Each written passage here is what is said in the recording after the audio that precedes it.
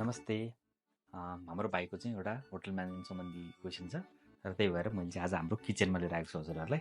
अब हामी एउटा सानो एक्सपेरिमेन्ट गरौँ है त, होटल म्यानेजमेन्ट सम्बन्धी तर साइन्सको एक्सपेरिमेन्ट। ओके, र आज हामीसँग यहाँ दुईवटा कपहरू छन् र एउटा चिसो पानी छ, एउटा तातो पानी छ है, र यहाँ चिनी र चियापत्ती छ। अब तपाईँहरू सबैले चिया पकाउन आइहाल्छ अभियसली होइन। चिया पकाउनु जान्नको लागि साइन्स जानु जरुरी छ कि छैन? छैन। मोस्ट प्रोबेबली सबैको एन्सर हुन्छ छैन। एउटा राम्रो चिया व्यापारीले एउटा कुनै पनि लोकल सपहरू खोलेर मान्छेले व्यापारहरू हामीले देखेका छौँ होइन। प्रायः थकाली खाना होस् या चिया पसल होस्, त्यो मान्छेले चाहिँ स्याचुरेटेड सोल्युसन भने के, सुपर स्याचुरेटेड सोल्युसन भने के, सोलिबिलिटी भने के, सोल्भेन्ट भने के, सोल्युसन भने के भन्ने नबुझ्नु पनि सक्छ। त्यो नबुझिकन पनि एउटा व्यापार गरेर हामीले चलाइरहेको देखिएको छ। यसको अर्थ यो होइन कि हामीलाई शिक्षाको जरुरी छैन, हामीलाई एजुकेसनको जरुरी छैन, हामीलाई नलेजको जरुरी छैन, त्यस्तो खालको मेसेज चाहिँ जानु हुँदैन है। मेरो मेरो मेरो मूल उद्देश्य के हो, म चिसो पानी यसमा हाल्छु। अब यो मैले चिसो पानी हालेको छु होइन, यो एक गिलास उति नै दुवैमा हालौँ। यो तातो पानी भर्खर तताएर लिएर आएको छु।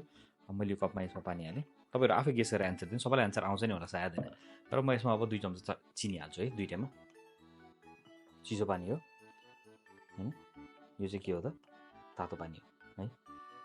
अब के हुन्छ होला मैले भोले भने के हुन्छ, ल आफै आफै एन्सर दिनुहोस् होइन।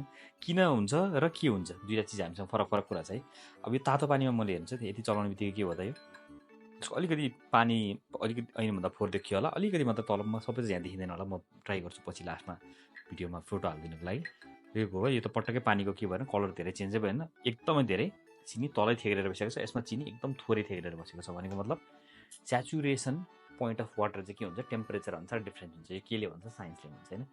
हामीले बेसिक साइन्सहरू कहिले पढिसकेको हुन्छ त, 8, 9 पढिसकेको हुन्छ, 7 क्लासमै पढिसकेको हुन्छ। तपाईँहरू होटल म्यानेजमेन्ट पढ्नुहुन्छ कि भनेर त थाहा हुँदैन कसैलाई पनि होइन। तर फेसन डिजाइनिङ पनि पढ्नु सक्नुहुन्थ्यो होला। स्याचुरेटेड सोल्युसन, अनस्याचुरेटेड सोल्युसन भने के हो, टेम्परेचर डिफ्रेन्सले कसरी स्याचुरेसनलाई बढाउँछ, र होटल म्यानेजमेन्टकै कुराहरू धेरै अर्को एउटा चकोज पनि छ।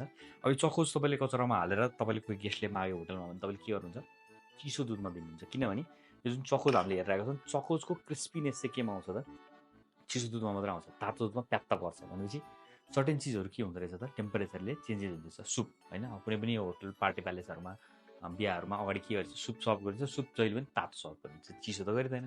किन, सुपमा के हुन्छ त, सर्फेस टेन्सनको माथिपट्टि एरिया बढ्दाखेरि जिब्रोको के हुन्छ त, एरियामा फैलिन्छ। तातो सुप जहिले पनि मिठो हुन्छ चिसोभन्दा होइन। सो यो के हो त, साइन्सले भनेको हो नि त। होटल म्यानेजमेन्टमा त थाहा हुनु पऱ्यो त्यो नलेज होइन। त्यो थाहा भएर मात्रै खाना मिठो पकाउनु त होइन है। तर कुक भइसकेपछि तपाईँले स्याचुरेटेड सोल्युसन र अनस्याचुरेटेड सोल्युसनको डिफ्रेन्स, सोलबिलिटी के हो, त्यो कुराहरू बुझ्नुभयो भने तपाईँलाई के हुन्छ, आफ्नो फिल्डमा प्रगति गर्न सजिलो हुन्छ, पढ्न सजिलो हुन्छ। पढाउने र पढ्ने काम भनेको मान्छेले सधैँ जिन्दगीभर गरिरहनुपर्छ है। यो होइन कि म चाहिँ अब कुक हुन्छु भनेर त्यही भएर मलाई चाहिँ म्याथमेटिक्स चाहिँदैन होइन। तपाईँको अब फेसन डिजाइनिङ पढ्नु भएको छ, तपाईँको एकजना गर्लफ्रेन्ड हुनुहुन्छ जो चाहिँ फेसन डिजाइनिङ पढाउनु भएको छ, उहाँलाई के चाहियो, कपडा चाहियो। कपडाको एउटा लेन्थ नाप्दाखेरि ए आयो, अर्को लेन्थ नाप्दाखेरि बी आयो, कुनै दुईवटा भ्यालु त आयो नि त। त्यसको के चाहियो उसलाई, रेक्ट्याङ्गुलर सेपमा चाहिँ त्यो कपडाको टोटल एउटा प्यारामिटर नापेको पार्टबाट चाहिँ एरिया निकालेर उसलाई कपडा किन्न जानु पऱ्यो यति स्क्वायर फिटको भनेर। अब के गर्नुपर्छ त, ए प्लस बीको होल स्क्वायर गर्नुपर्छ है। एरिया अफ स्क्वायर भनेको के हुन्छ, साइड वा रेक्ट्याङ्गलको एउटा साइडको इन्टु स्क्वायर हुन्छ कि भनेपछि दुईवटा साइडको भ्यालु निस्केपछि के हुन्छ, ए प्लस बीको भ्यालु आउँछ। त्यही भएर तपाईँ फेसन डिजाइनिङ पढ्नु पनि सक्नुहुन्छ, तपाईँ होटल म्यानेजमेन्ट पढ्नु पनि सक्नुहुन्छ, डजन्ट म्याटर होइन। बेसिक नलेज हामीलाई हरेक फिल्डको हुनैपर्छ, बेसिक साइन्स सबैलाई थाहा हुनैपर्छ होइन। त्यही भएर म यो पढ्छु, म त्यही भएर यो पढ्दिनँ भन्ने खालको जुन मेसेज गइरहेको हुन्छ नि सोसाइटीमा, that's the wrong message I am trying to convey क्या। त्यही भएर तपाईँलाई होटल म्यानेजमेन्ट पढे पनि, फेसन डिजाइनिङ पढे पनि, कमर्स पढे पनि, साइन्स पढे पनि, बेसिक साइन्स बेसिक म्याथ सबै मान्छेलाई चाहिन्छ है।